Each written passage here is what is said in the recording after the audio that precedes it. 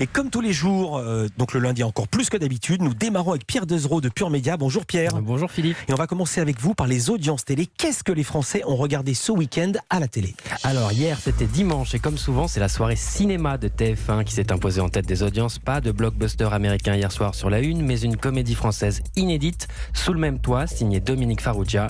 Et ce sont 4 300 000 Français, 19,7% du public, qui ont passé la soirée devant ce film avec Gilles Lelouch et Louise Bourgoin. La deuxième place est pour France 3 avec le retour de la série policière canadienne Les Enquêtes de Murdoch. C'était le lancement de la saison 12 et 3 100 000 fidèles étaient au rendez-vous, ce qui représente 13,4% de part d'audience.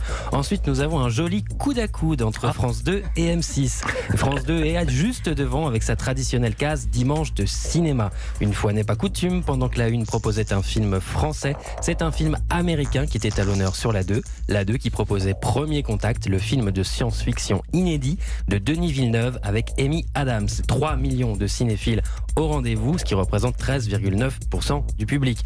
M6 suit donc avec un nouveau numéro de Zone Interdite, le magazine d'Ophélie Meunier, une enquête sur les successions intitulée Héritage, le pactole ou la galère, et qui a été suivie également par 3 millions de personnes, 14,3% du public. Oui, ils ont 3 millions tous les deux, mais M6 est en tête, 14,3% en termes de part de marché, car les horaires ne sont pas les mêmes. Maintenant, on va passer aux audiences de samedi soir, et le chiffre que tout le monde attendait, c'était celui du lancement de Danse avec les stars sur TF1. Et oui, je suis un peu le Père Noël ce matin, j'ai plein de chiffres dans ma hotte, et plus précisément donc, c'était le lancement de la saison 10 de Danse avec les stars, alias Dals pour les intimes, le divertissement de TF1, présenté depuis l'année dernière par Camille Combal. Alors pour compenser un cast de personnalité plutôt faible, la une avait mis le paquet niveau promo, et ce qui n'a pas empêché malheureusement pour la une, le programme de réaliser son plus faible lancement historique. 3 600 000 personnes au rendez-vous, moins de 20% du public.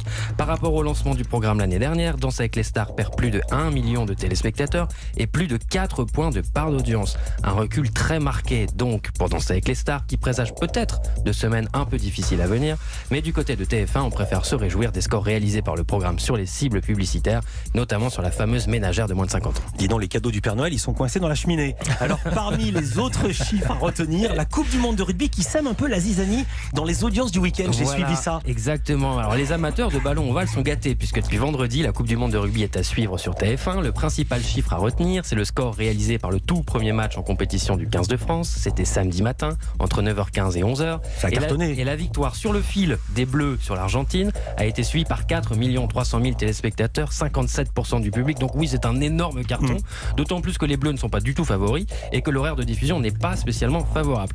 Mais à noter que la diffusion des matchs de rugby sur TF1 a entraîné tout au long du week-end la déprogrammation du sacro-saint journal de 13h, ce qui a eu un effet très vertueux sur l'audience de France 2. Et oui, parce que d'habitude, il faut dire, Jean-Pierre Pernaut, il fait dans les 40-42% de part de marché, il domine tout. Exactement, et pendant que le chat n'est pas là, les souris dansent, puisque vendredi, face au match Japon-Russie sur TF1, le 13h de Marie-Sophie Lacaro a réalisé un record d'audience depuis 2006, avec près de 3 900 000 téléspectateurs au rendez-vous, 37% de part d'audience. Le gap est énorme, parce que d'habitude, on est à 22%.